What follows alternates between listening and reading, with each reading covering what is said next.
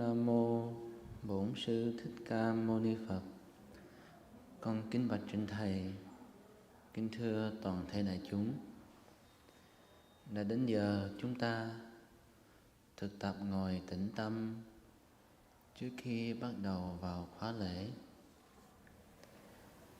Nam mô Sakya Monaye Buddhaya. Dear Thầy, dear noble community, it is time for us to sit in mindfulness and come back to ourselves before we start our Sunday morning service.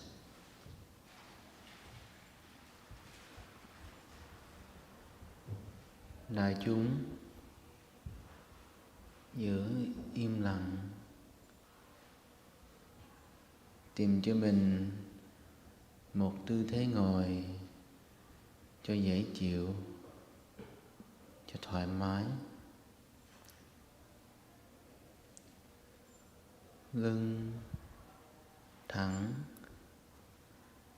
hai vai thả lỏng. Ý thức từ trên đỉnh xuống tới lòng bàn chân. Chúng ta ý thức tất cả để rồi buông thư tất cả. Please find yourself a comfortable, relaxing posture. Your back upright, shoulders relaxed. From the tip of your head to the bottom of your feet, you are aware and you let go.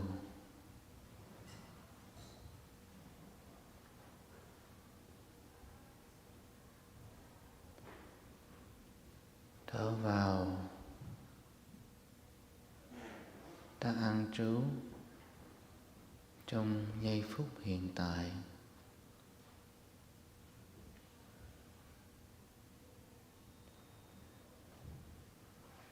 Thở ra, giây phút hiện tại thật tuyệt vời.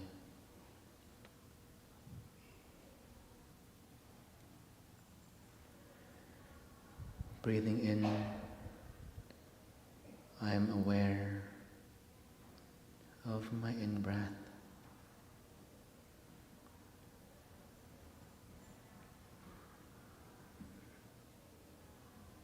Breathing out, I am aware of my out-breath.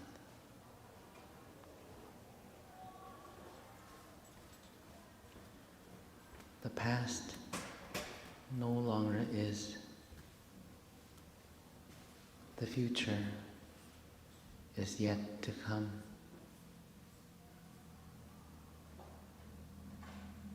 Gather yourself just to the present moment.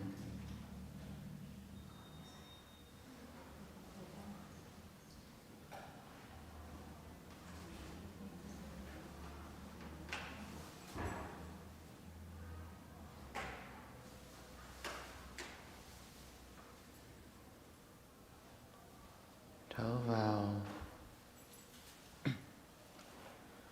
thân ta khỏe nhẹ.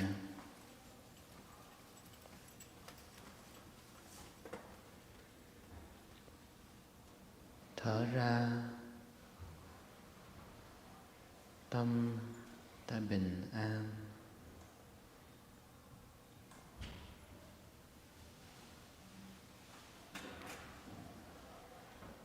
We will begin with 3 sounds of the bell.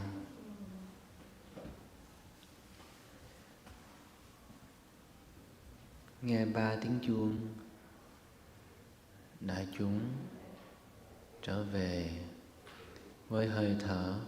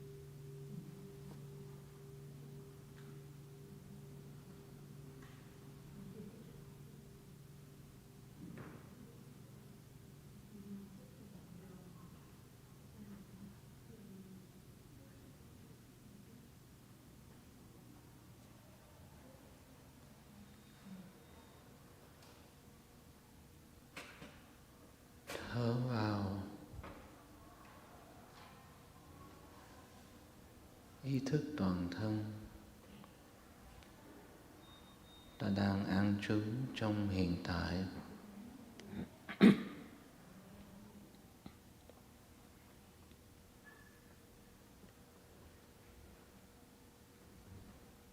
Thở ra, ta buông thư tất cả những suy nghĩ không cần thiết.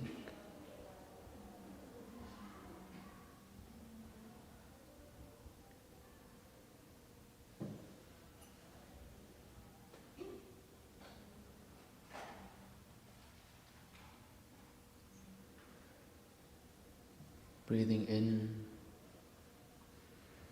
I am aware of my surroundings.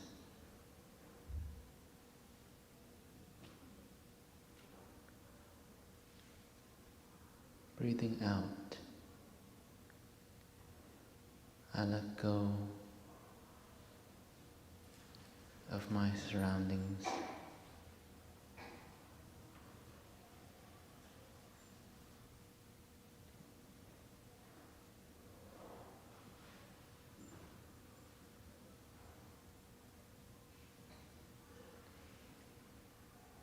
Thở vào,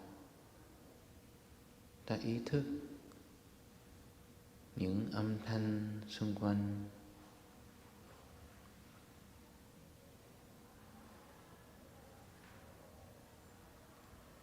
Thở ra, ta buông xả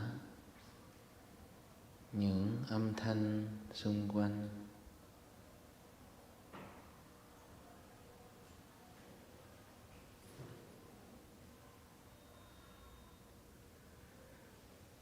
Ý thức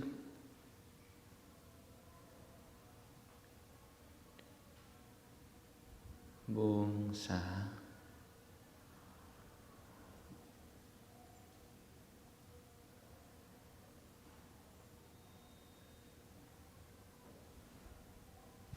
Aware,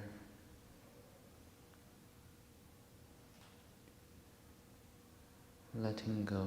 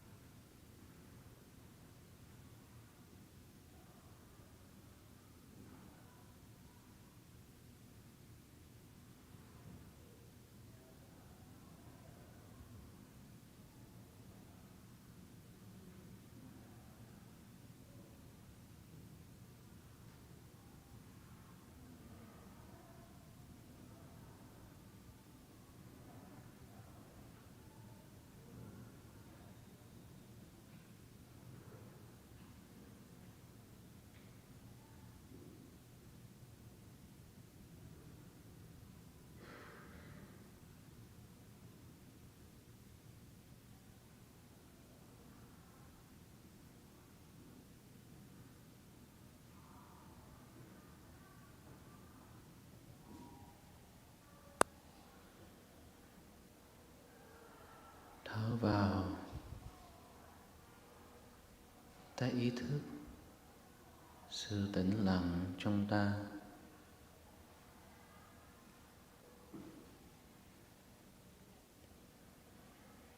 Thở ra, ta ý thức sự yên lặng đang nuôi dưỡng thân tâm của ta.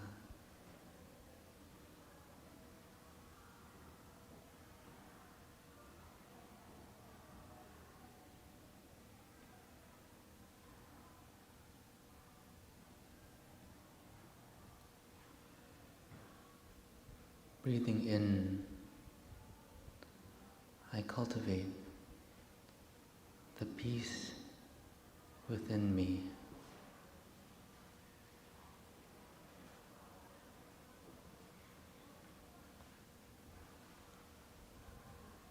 Breathing out,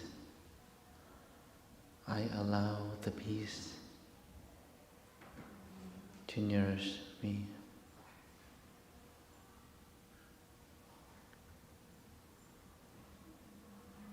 Peace, nourishing.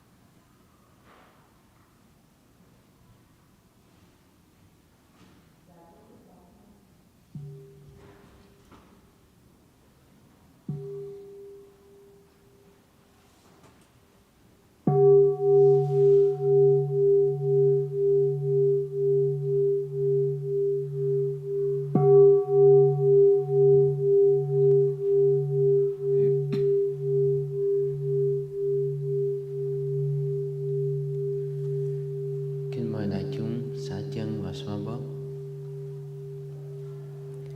Please take some time to release and massage your legs.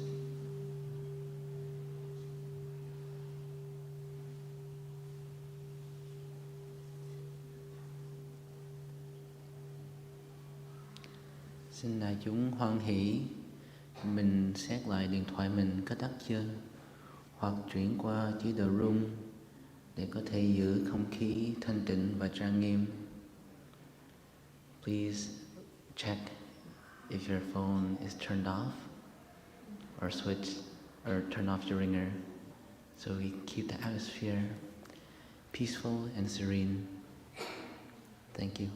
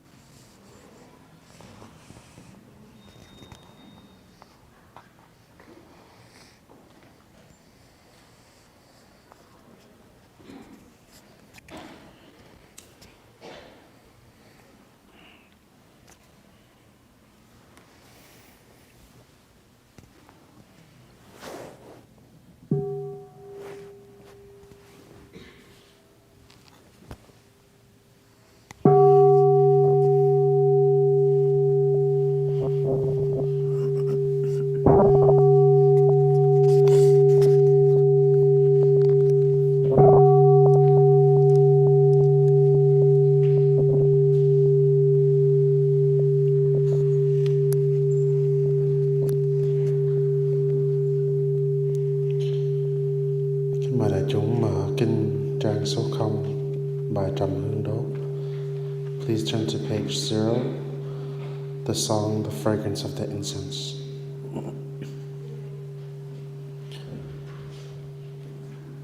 Trầm hương đốt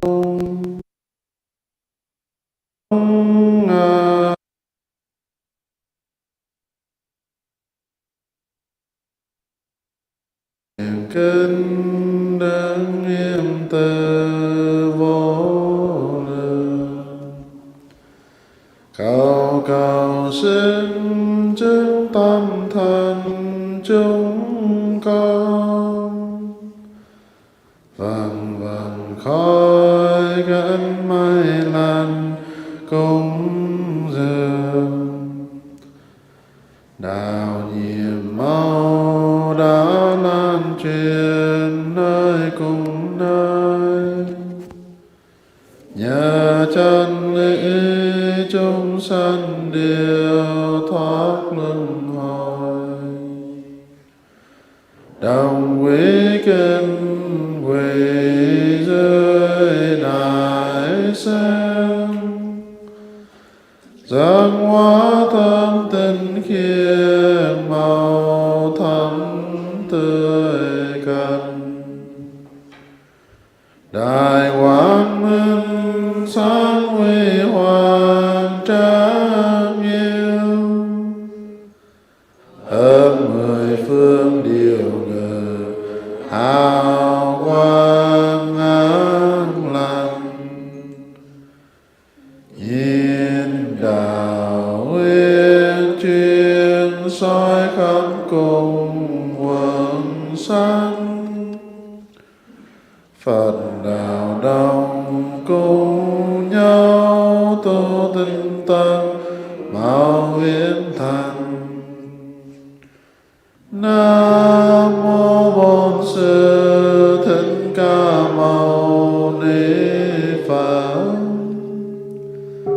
Nam mô Bổn Sư Sư Thích Ca Mâu Ni Phật.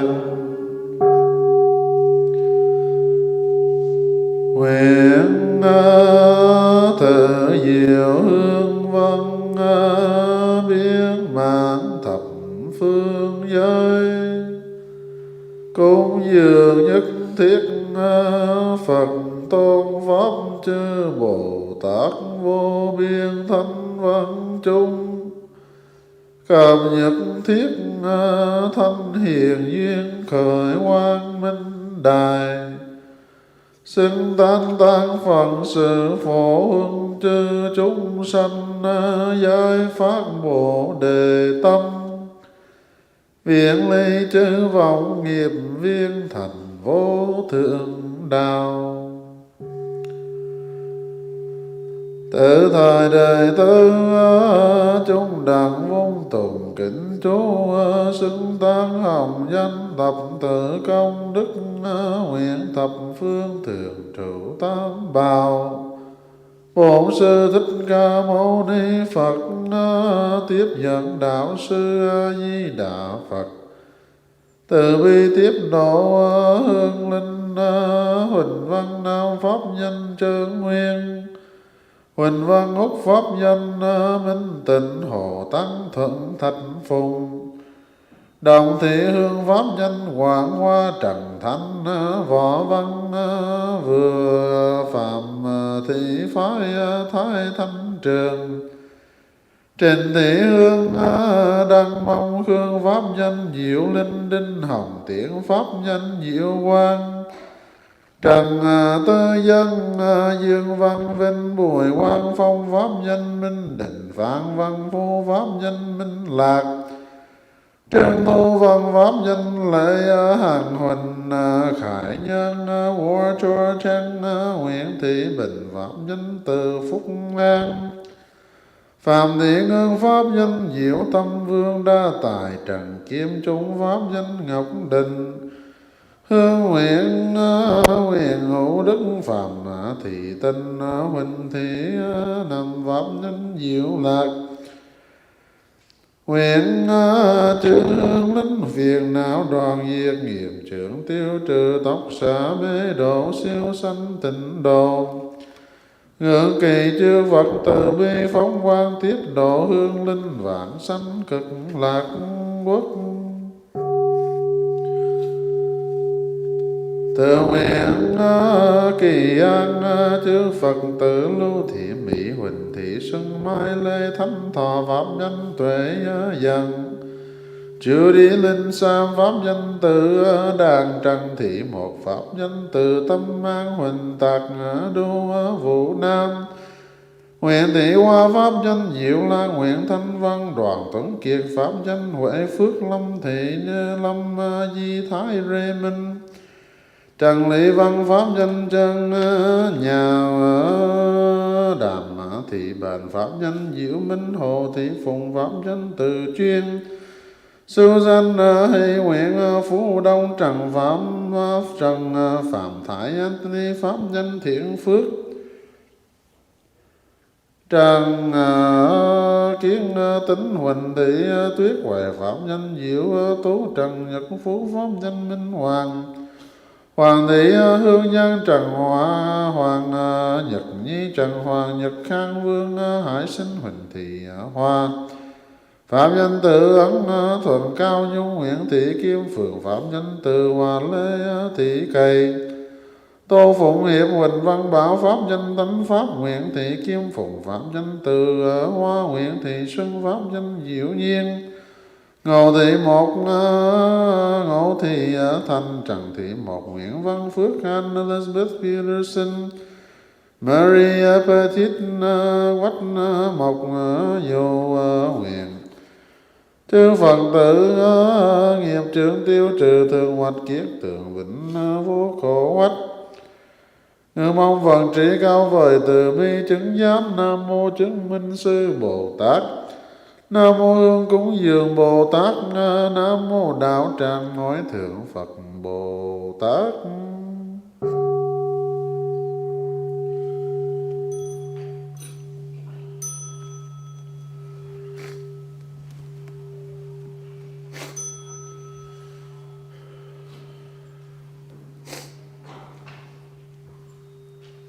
Xin tốt như hoa sen rạng ngời như bắt đầu.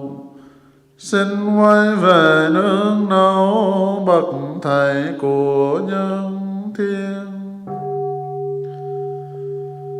Sen quy nà đài giáng ngộ hào quang chiếu rạng mười phương trí tuệ vượng tâm pháp giới thừa bi tâm nhuận non sông vừa thấy dung nhan điều ngời trăm ngàn phiền não sanh không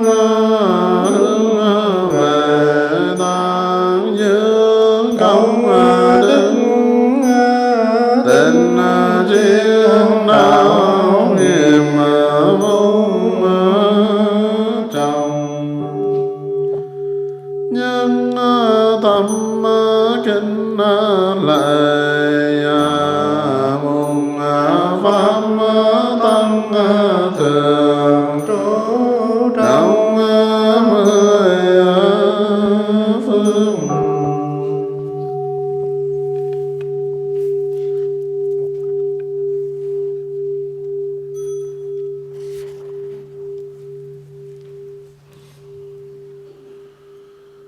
Nhân tâm kinh lệ đứng bổn sư bổn tinh ca mâu ni.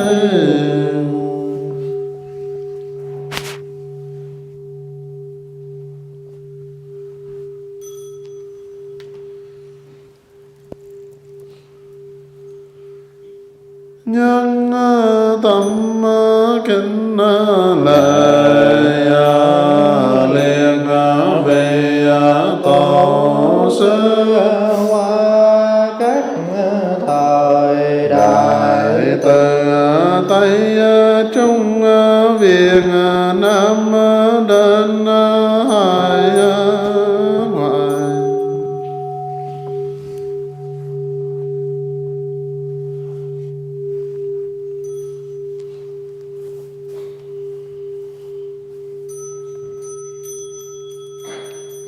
Mời đại chúng an tọa. Please be seated.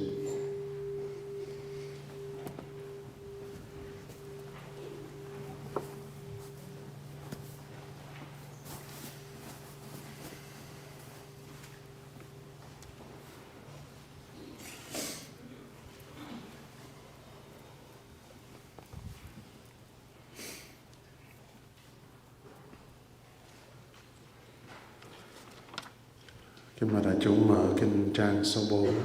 Please turn the chanting book to page 4.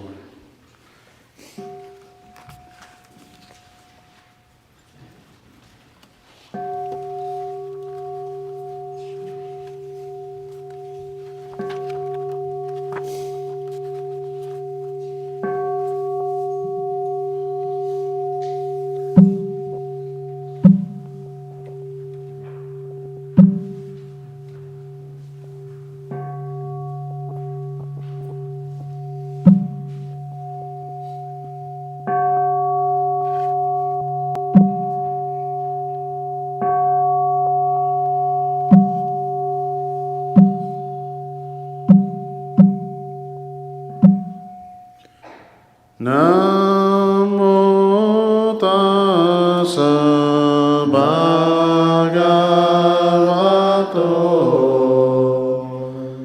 arahato samma sambuddhassa. Nam mô tassa bhagavato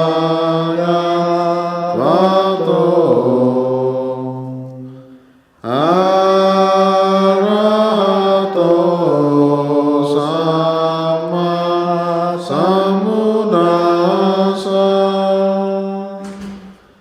Nam mô tassa bhagavato arahato samma sambuddhassa. The Dharma is deep and lovely.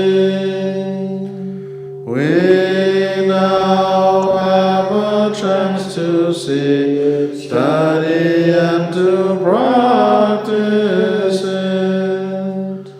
We vow to realize its true meaning.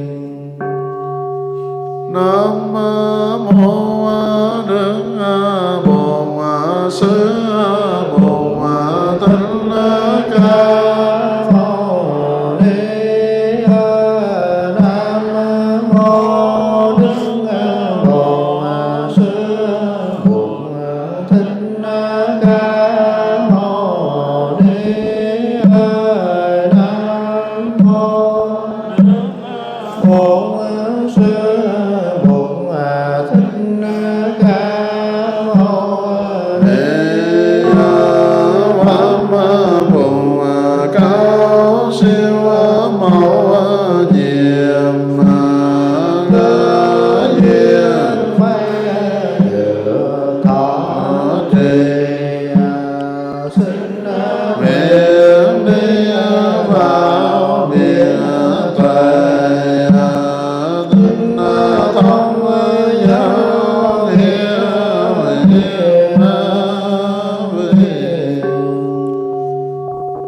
kinh tình yêu ban nhà ma la mật đa Bồ Tát quan tự tại nghi quan chiếu thâm sâu bát nhà ma la mật tự diệu văn trí độ bồng soi thấy tâm quần điều không có tự tâm tự chứng điều ấy sống ngài vượt thoát tất cả mọi khổ đau nạn thấy xa lời tự dân chẳng ngán gì không không chẳng ngán gì sáng sáng chính thực là không không chính thực là xa còn lại muôn hướng kia cũng đều như vậy cả xa lời tự nghe đây thế mọi pháp đều không không sanh cũng không diệt không nhớ cũng không sanh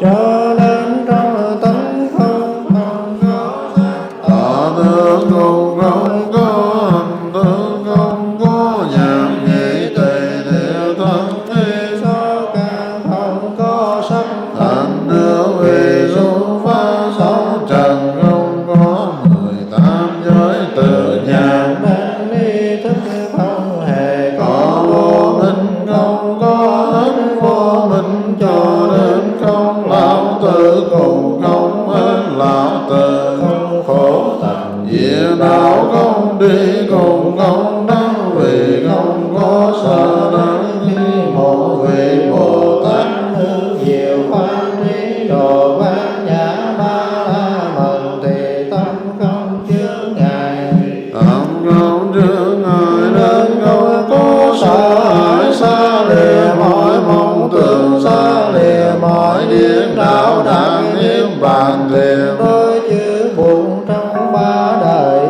diệu pháp trí độ bát nhã ba la mật nên đắc vô thượng giác vậy nên ngoài biết rằng nhã ba la mật là linh chú đại thần là linh chú đại thần là linh chú vô thượng là linh chú thuyết định là chân lý bất vọng có năng lượng tiêu trừ khổ nạn cho nên tôi muốn tuyên ngôn thần chú trí độ bát nhã ba la mật nói xong đức Bồ Tát địa đồng thần chú rằng ga tê ma ra sam ga tê bồ đề sa ga tê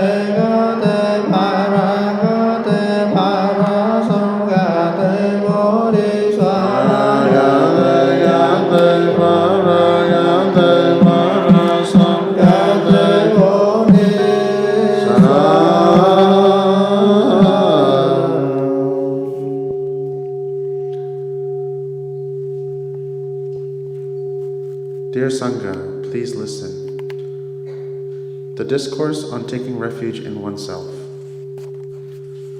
I heard these words of the Buddha one time, when the Lord was staying in the mango grove, in the cool shade of the mango trees, along the bank of the river, in the land of Magadha. The elders Shariputra and Moggallana had recently passed away. It was the full moon day of the Upassatha ceremony, and the precepts were recited. The Buddha spread out his sitting mat and sat facing the community. After looking at those gathered, he said, "As I look at our community, I see a large space left by the Venerables Shariputra and Moggallana. In our Sangha, these Venerables were the monks who were the most eloquent in giving Dharma talks, encouraging and instructing all the other monks, nuns, and lay people. O monks, people seek two kinds of riches, material riches and the riches of the Dharma. In their search for material riches, they can go to worldly people. In their search for the riches of the Dharma, they could always go to the Venerables Shariputra and Moggallana. The Tathagata is someone who is not searching for anything, whether it is material or the Dharma. O monks, do not be sad or anxious because Shariputra and Moggallana have passed into nirvana. On large trees filled with leaves, sumptuous fruits and flowers, the largest branches always have to break. On jeweled mountains, do not the highest peaks always have to erode? In the Sangha of the Tathagata, the Venerable Shariputra and Moggallana were the greatest students, so it is natural that these Venerables would have to enter nirvana first. Do not give rise to feelings of sorrow or anguish. All phenomena that are born exist and are subject to the influence of other phenomena. In other words, all phenomena that have a composite must abide by the law of impermanence and eventually cease to exist. They cannot exist externally without someday being destroyed. Everything we cherish and hold dear today, we will have to let go of and be separated from in the future. In not too long a time, I will also pass away. Therefore, I urge you to practice being an island unto yourself, knowing how to take refuge in yourself and not taking refuge in anyone or anything else. Practice taking refuge in the island of the Dharma, knowing how to take refuge in the Dharma and not taking refuge in any other island or person. Meditate on the body in the body, nourishing right understanding and mindfulness to master and transform your cravings and anxieties. Observe the elements outside the body in the elements outside the body, nourishing right understanding and mindfulness to master and transform your cravings and anxieties. That is the way to take refuge in the island of self, to return to yourself in order to take refuge in the Dharma, and not to take refuge in any other island or thing. When the bhikkhus heard the Buddha offer this teaching, they were all very happy to put it into practice.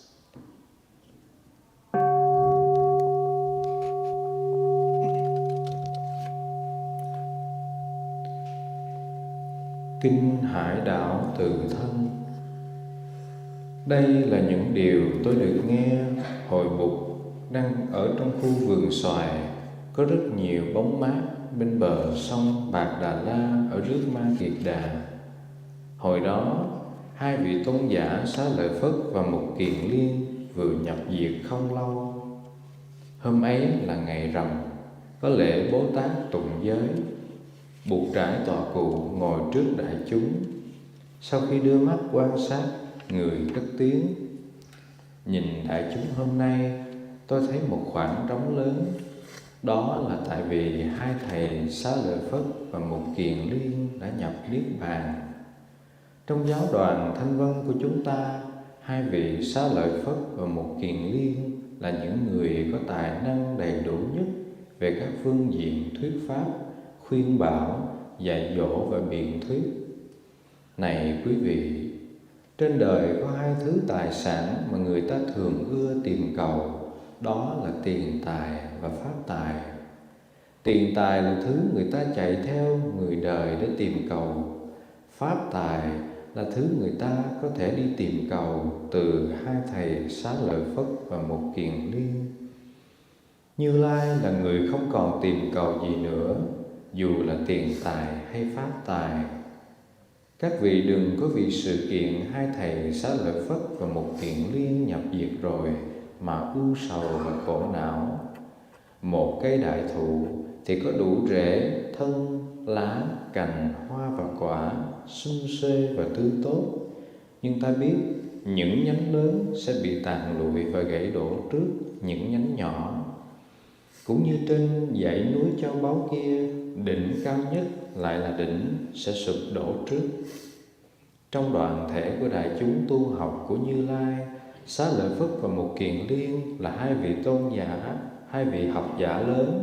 Vì vậy, nếu hai vị có nhập Niết Bàn trước, đó cũng là chuyện đương nhiên. Cho nên tôi mới khuyên quý vị là chớ nên sinh tâm ưu sầu và khổ não. Tất cả các hiện tượng nào có sinh khởi, có tồn tại, có tác dụng trên các hiện tượng khác. Nói khác hơn là tất cả các pháp hữu vi đều phải theo luật vô thường để đi đến hoại diệt. Muốn cho chúng còn mãi, còn hoài mà không hoại diệt, đó là một chuyện không thể xảy ra. Tôi đã từng nhắc nhở quý vị nhiều lần rằng tất cả những gì ta trân quý hôm nay, ngày mai thế nào ta cũng phải buông bỏ và xa lìa. Chính tôi chẳng bao lâu nữa cũng sẽ ra đi. Vì vậy quý vị phải thực tập làm hải đảo tự thân, biết nương tựa nơi chính mình và đừng nương tựa vào một kẻ nào khác. Phải thực tập nương tựa vào hải đảo chánh pháp, biết nương tựa nơi chánh pháp, chứ đừng nương tựa vào một hải đảo nào khác hay một ai khác. Điều này có nghĩa là thực tập an trú trong phép quán niệm nội thân trong nội thân, sử dụng các bài tập một cách chuyên cần để nuôi dưỡng chánh trí và chánh niệm, để điều phục và chuyển hóa những đam mê và âu lo trên đời, và cũng có nghĩa là thực tập an trú trong phép quán niệm ngoại thân trong ngoại thân, sử dụng các bài tập một cách chuyên cần để nuôi dưỡng chánh trí và chánh niệm, để điều phục và chuyển hóa những đam mê và âu lo trên đời. Đó gọi là phép quay về nơi hải đảo tự thân, để nương tựa nơi hải đảo tự thân, quay về nơi hải đảo chánh pháp, để nương tựa nơi hải đảo chánh pháp, mà không nương tựa vào một hải đảo nào khác hay nơi một vật nào khác. Nghe buộc dạy kinh này, các vị khất sĩ đều vui mừng làm theo.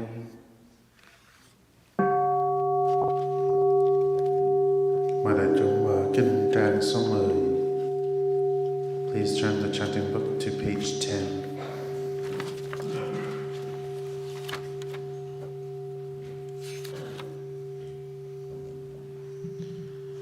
Trang nghiêm đại sáng ngự tòa, đại hùng tự phụ ca đệ tử lắng lòng thanh tịnh, bàn tay chấm thành liên hoa, cung kính hướng về điều ngự dân lời sám nguyện thiết tha, đệ tử phước duyên thiếu kém sống trong thất niệm lâu dài, không đường sớm gặp chánh pháp,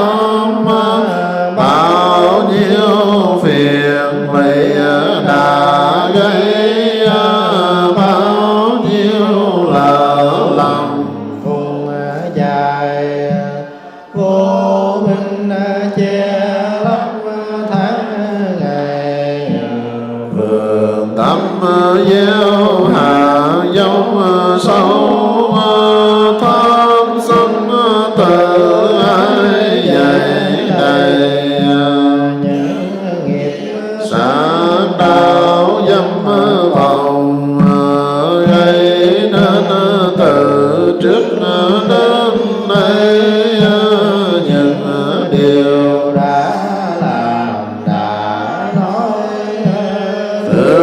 ấy đổ vỡ hằng ngày, bao nhiêu não phiền nghiệp nguyện xin sám hối từ đây, để tự thấy mình nói con đường chánh niệm là sao chẳng chưa vô phiền não tạo nên bao nỗi hận sầu, có lúc tâm tư buồn chán mang đầy vàng vật lo âu, vì không hiểu được kẻ con cho nên hờn dân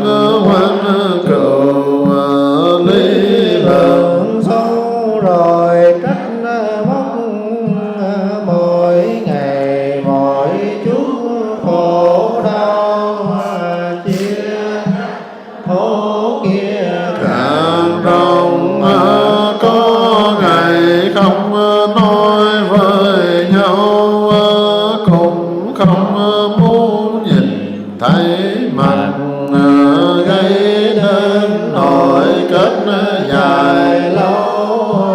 Nay con hướng về Tam Bảo, ăn năn cần tiếng cúi đầu, để tự biết trong tâm thức bao nhiêu hạ tốn lắm vùi hạ dấu thương yêu hiểu biết, và bao hạ dòng an vui, như vì chưa biết tưới tầm hạ mình không mọc tốt tươi, cứ để khổ đau tràn lấp làm cho đen tối cuộc đời, quen lối bỏ hình băng bóng, đuổi theo hạnh phúc xa vời, tâm cứ bận về quá khứ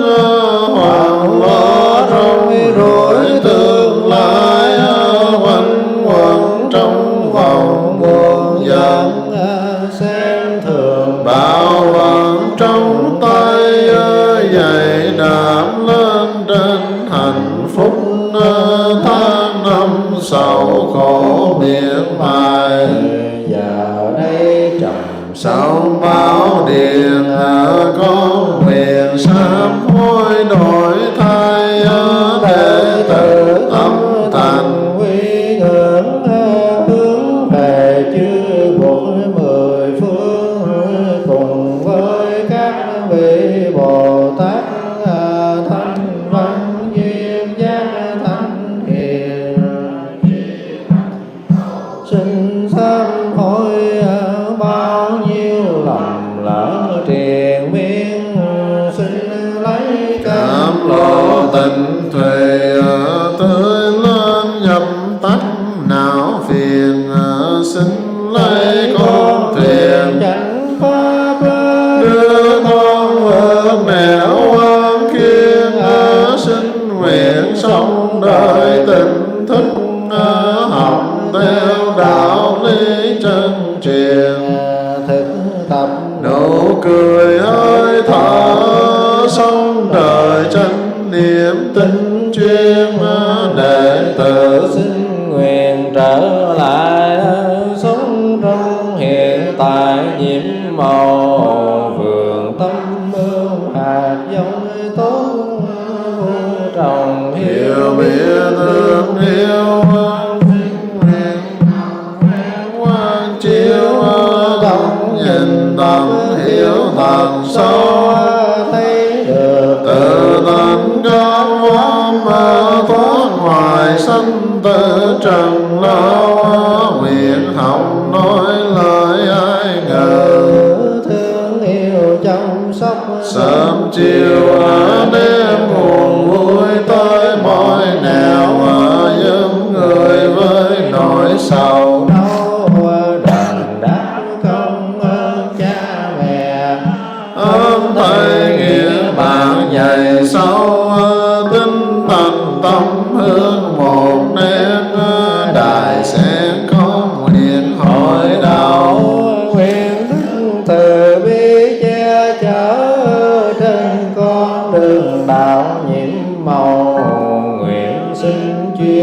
cần tu tập, cụ tròn đạo quả về sau. Kính mời đại chúng mở kinh trang số 22. Please turn the chanting book to page 22.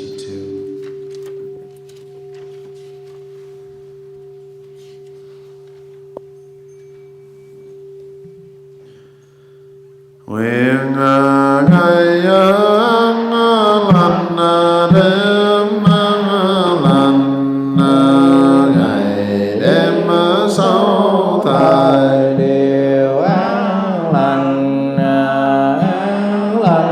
trong mỗi giây mỗi phút, cầu tam bảo luôn che chở.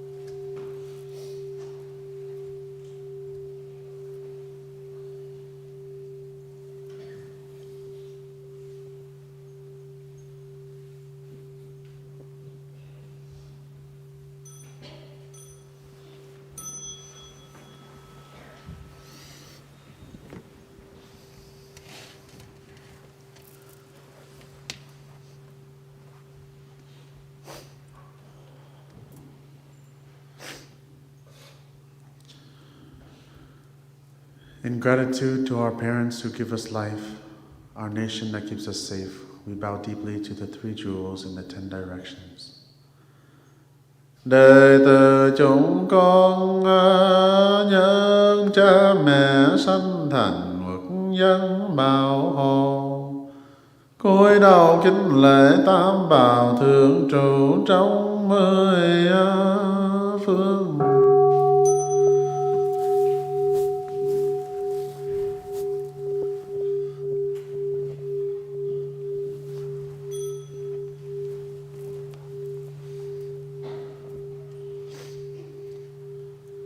In gratitude to our ancestors, teachers, and friends who support us on our path, we bow deeply to the three jewels in the 10 directions. Đệ tử chúng con nhân sư trưởng giáo huấn liệt vì tịnh thế đàn na, cúi đầu kính lễ tam bảo thường trụ trong 10 phương.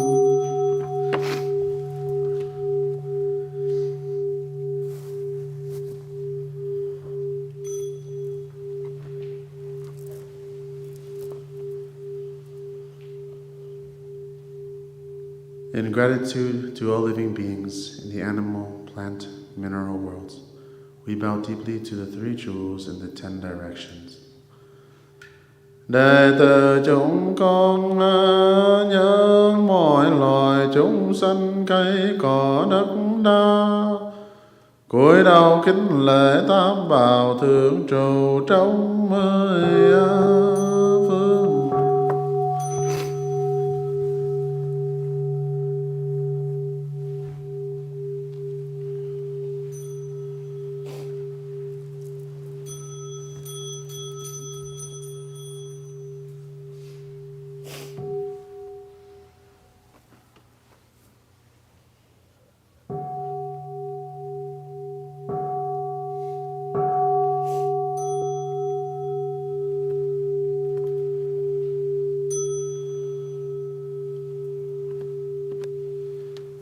Mời đại chúng an tọa. Please be seated.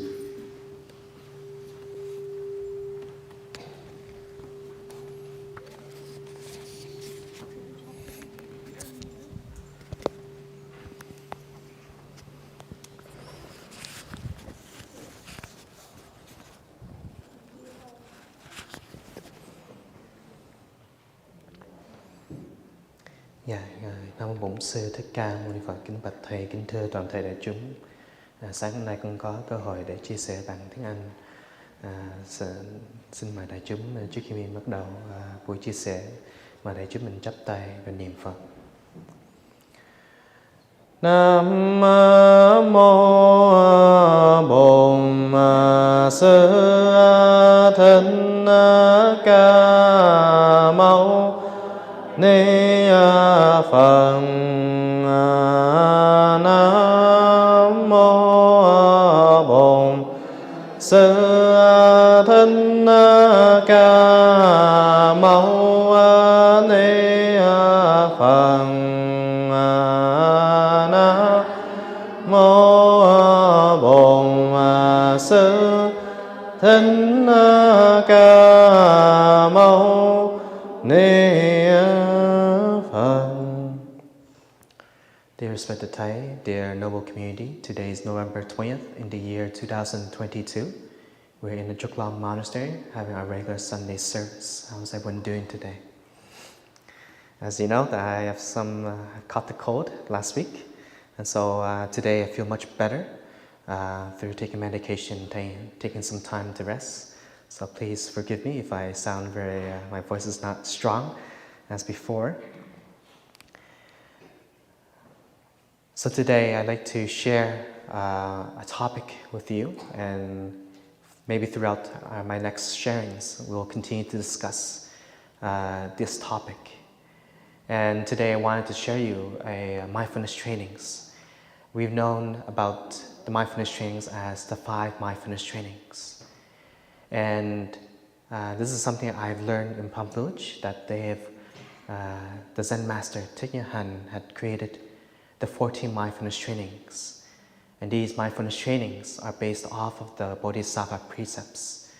For those who ever heard about this, then they consist of the 10 main precepts and the 48 minor precepts. And we can think of as these are precepts much more detailed that focus on our thinking, on our speech, and our actions. And I'd like to share what these 10 main precepts of the Bodhisattva precepts are. That is not to kill or encourage others to kill, not to steal or encourage others to steal, not to engage in any evil acts or encourage others to do so, not to use false words in speech or encourage others to do so, not to trade or sell alcohol, beverages, or encourage others to do so, or not to spread rumors or misdeeds or faults of the Buddhist assembly, nor encourage others to do so, not to praise oneself and speak ill of others or encourage others to do so, not to be stingy or encourage others to do so, not to harbor anger or encourage others to be angry, and finally, not to speak ill of the Buddha, the Dharma, or the Sangha, or encourage others to do so. So this is an introduction to the Bodhisattva precepts. And if you ever have a chance to read these Bodhisattva precepts, they can be found in the Brahmanet Sutra. And coming back to the 14 mindfulness trainings, back in the 1960s, the Zen master Taking Han, he created these 14 mindfulness trainings based off of these Bodhisattva precepts. And in that time, there was a time of the Vietnam War, where a lot of violence, fear, worries were happening to the Vietnamese people. And the Zen master wanted to cultivate these mindfulness trainings for the practitioners in the community to strengthen their practice, to strengthen their spirituality, and to not lose their faith, their trust in themselves or in the practice. And we can think of these trainings as a moral guidelines for us. You can think of it as ethics in your daily life. There are things that our parents have taught us from when we were very young, not to swear, not to lie, not to do any kind of bad acts. But yet we may have done a bad act before, and we may have had the consequence from our parents. And we can see the reason why our parents have taught us not to do this and not to do that. And even in society today, we have a lot of regulations, rules that we have to follow. Or maybe you've come into a healthcare profession. You also have to follow regulations, the policies that you have to fulfill as a healthcare practitioner. Same as a Buddhist practitioner or even any practitioner in the world. We have our ethics, we have our guidelines to follow. The 5 mindfulness trainings are also a guideline for you. It is a training for you to step into, to get to know what these trainings mean. And when you fully understand those trainings, you can take the Bodhisattva precepts, or you take other rules that you want to practice, or maybe you are practicing right now. And these 14 mindfulness trainings come from the community that the Zen master created, the Order of Interbeing. And we don't have to be a member to practice these 14 mindfulness trainings.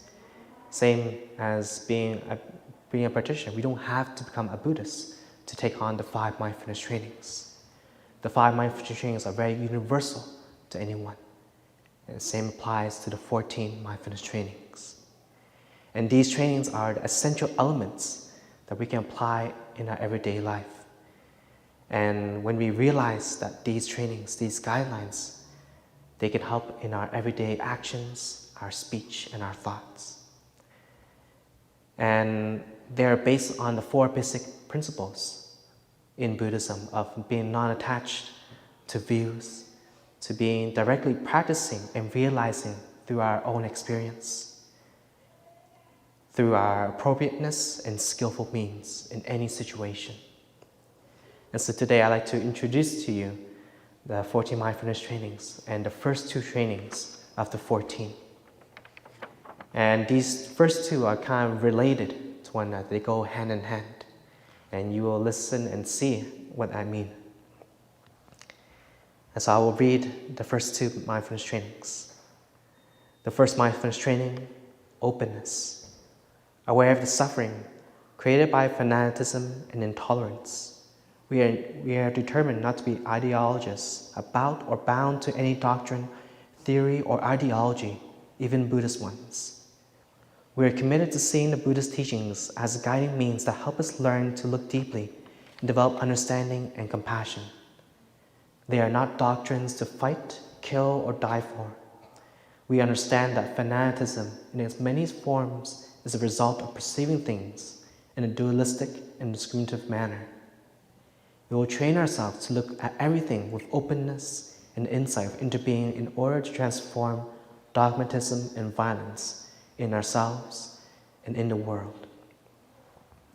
The second mindfulness training, non-attachment to views. Aware of the suffering created by attachment to views and wrong perceptions. We are determined to avoid being narrow-minded and bound to present views. We are committed to learning and practicing non-attachment to views and being open to others' experiences and insights in order to benefit from the collective wisdom. We are aware that the knowledge we presently possess is not changeless, absolute truth. Insight is revealed through the practice of compassionate listening, deep looking, and letting go of notions rather than through the accumulation of intellectual knowledge. Truth is found in life, and we will observe life within and around us in every moment and ready to learn throughout our lives.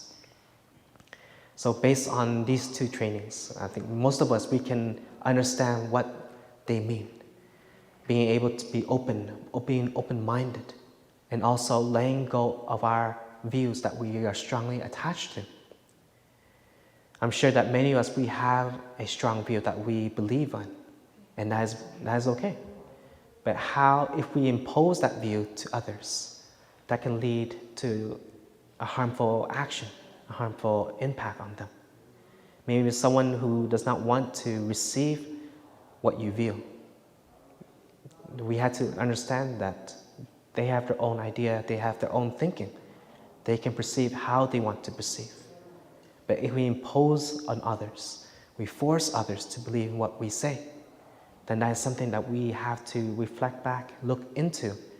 Am I imposing my views, my ideas strongly to someone who does not see the same page, is not on the same page as I am? If, for example, we can take an example on the concept of impermanence, that is also Buddha's teaching. The Buddha has shared that the practice of impermanence, where we have to understand that things may not last forever. Things change. As we get older, become weaker, we start to have wrinkles, we start to have gray hair. And we may believe that, we may have to die one day. So a person who sees that the concept of impermanence will have an extreme view of that. I might as well just die right now, because life can be very suffering. Why do I have to suffer much more and live my days like this? That is like an extreme view that you can view as that. But that is something that we also have to remind ourselves that the Buddha only shared this to us to remind us to live our life. This life we have right now is our only one life that we have. So how you live your life depends on you. You can live your life wholeheartedly, or you can live your life very carelessly. You can spend your money, your time in doing meaningless things, or you can contribute your time into maybe perfecting something, your own profession, your craft, something that brings you happiness. But it does not mean you have to waste your life, to shorten your life in that sense. Another example is that if we believe one religion is ways far superior than others, then that is also a wrong view, and we should not be attached to that view, not be so attached to our view of that religion being perfect, being right. I believe that all religions are beautiful in their own sense, in their own way. Each religion teaches their practitioners on how to become a better person, how to become a better father, a better practitioner, a mother, a son, and a sister, etc. And just that, based on their teachings, some people may be able to grasp it, some others may take some time to understand it. But it does not mean that one religion is far superior than others. And even in the scriptures, even the Buddha shared before he passed away, he shared to his fellow community, to his fellow monastics, that if there are some things that he has taught, there are some precepts that are not suitable into today's day, then go ahead, change it or take it out so that it's suitable in today's day. Or maybe add to the precept book. One example that I can give you is that back then, many monastics, in that time, there was no cars. So they went by foot. But now today, we have the means of traveling through using our motor vehicles. But before a monastic can drive the motor vehicle, we need to have what? A license to drive. You can take the risk of driving that vehicle without a license, but the chance of you getting pulled over, getting fined is very high for you. So in one of our precepts, we have added that a monastic who is about to drive needs to make sure that they have their driver's license, to make sure they have their seatbelt on, to make sure they're driving wherever they're going. They're following the regulations, the rules of what the government has given. And same as in here. We also have to be flexible. We also have to understand that there are some things that we can still practice, but there are some things that we may change a bit, or maybe there's some things that we can take out of. And everything doesn't have to be absolute. Things can change. And when we look at, the first mindfulness training, being open, we had to also see the perspective of many others. We had to understand where others are coming from. If they're sharing from their own experience, we had to try put ourselves in their own shoes and understand what are they talking about. Can you understand it? Can you sympathize with what they're sharing? There are often times in nowadays that we have a lot of information that's being spread out on the social media. There's a lot of information that we can take in, but there's also a lot of misinformation that we also are taking in. There are a lot of times during the pandemic, many of us, we had received the information that a lot of supplies were going to be scarce. So a lot of us round up. We maybe head to Costco, buy a lot of rice bags, a lot of toilet paper to save ourselves for the pandemic. But next thing you know it, the week after, the more supplies came in. And there was never a short of supplies. There may be a short of certain supplies, but never a short of food or even toiletries that we needed. So the information that we are watching, that we are consuming, we need to know, is it the right source that we're receiving? Is it something that we need to be attached to? Is it something that we can let go of? Just observe it, just like watching a bird flying over the lake. And I remember Tai has shared in his talk that there are some practitioners, when they come to see Tai, they want to take pictures of Tai. And they usually take a picture of Tai in pairs of 2.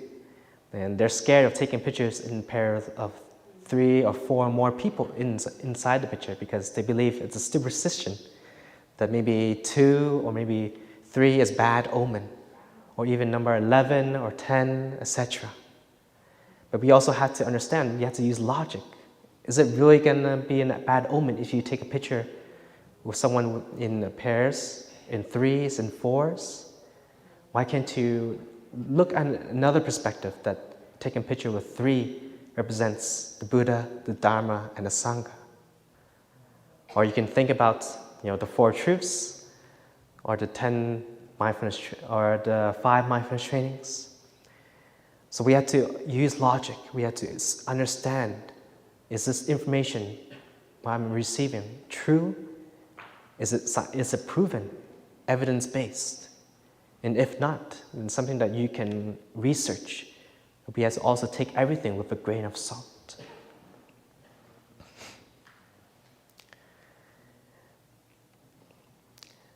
And in the practice, in the meditation, there are some practitioners who enjoy the practice of just practicing sitting meditation. And maybe that practitioner believes that sitting meditation helps them and has helped them in the practice of overcoming suffering. But when they share that practice to others, maybe the other people, their friends and family members, may not see the same perspective as that person. And maybe they practice sitting meditation, but it doesn't help them. But you practice sitting meditation for an hour. It helps you so much. But there are those who cannot stand for sitting for a very long time. They may be able to sit for 5 minutes, but maybe they prefer to practice walking meditation. Maybe they prefer to practice noble silence. And if you see that you believe that sitting meditation is helpful, then you can also share that practice. How does that benefit you?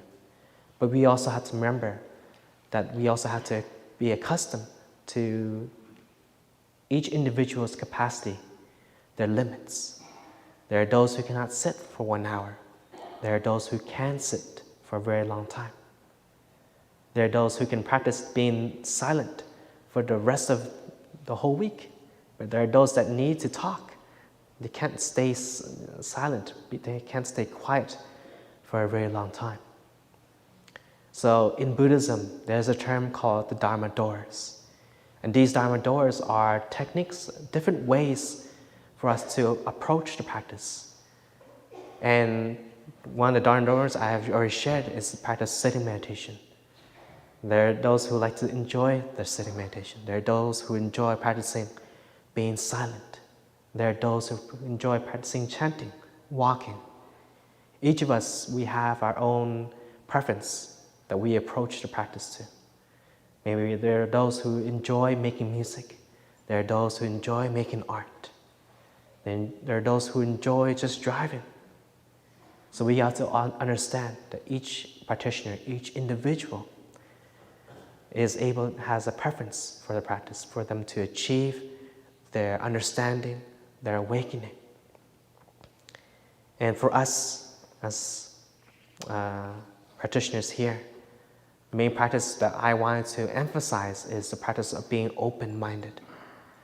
When we are able to receive things, when we listen, when we watch something, when we speak of something, we speak in such a way that we are open-minded, inclusive to everyone.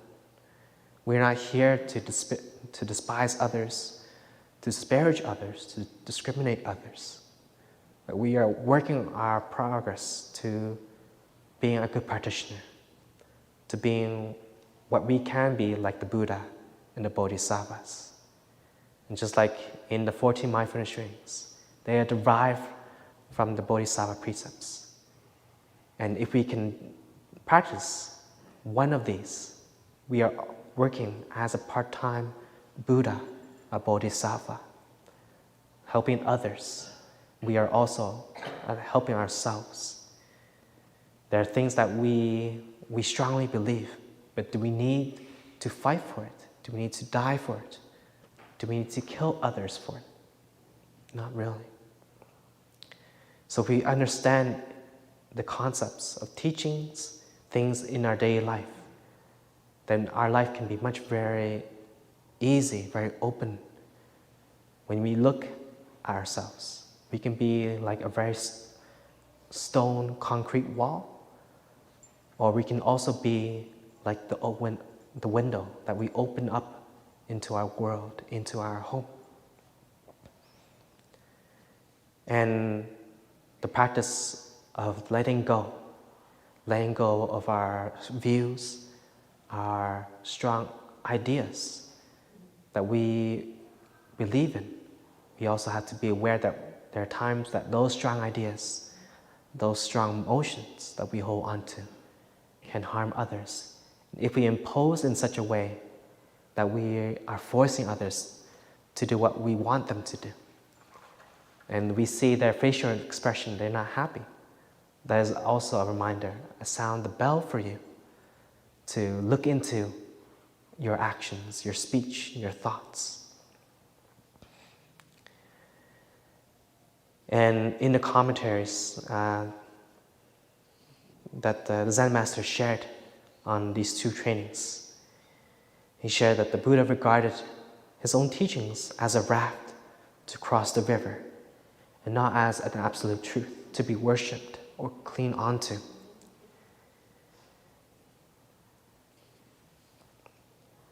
When we cling to views, some of these views can prevent us from arriving at a deeper and more profound understanding of reality.